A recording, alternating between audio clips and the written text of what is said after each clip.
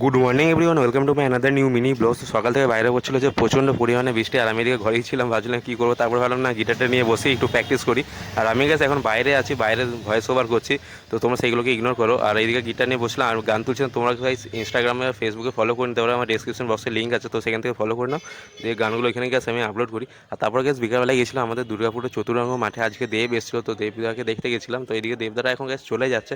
তো যাই হোক, তার আগে গ্যাস অনেক রকম অনুষ্ঠান হয়। দেবদার যে নতুন মুভি আসছে রঘু ডাকা, তো সেটার প্রমোশনে এসেছিলো এখানে। তো সেইটা দেখে আমরা চলে যাই হচ্ছে দেখতে। তো আসবে বলেছিল বিকাল 4টের সময়, তো এসেছিল হচ্ছে রাত 9টার সময়। যাই হোক, অনেক কারণে লেট হতেই পারে এনাদের। তো যাই হোক, দেবদাকে সামনাসামনি দেখলাম, অনেক মানুষ অনেক ওয়েট করেছিল অনেকক্ষণ ধরে। তার আগে বিভিন্ন রকমের প্রোগ্রাম চলছিল, আর এদিকে এখন দেবদাটা বেরিয়ে যায়।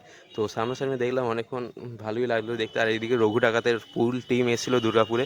তো এখন এই বাসটা যেটা আছে সেটা হচ্ছে ওয়েস্ট বেঙ্গলে এখন ফেমাস হয়ে গেছে এই বাসটা।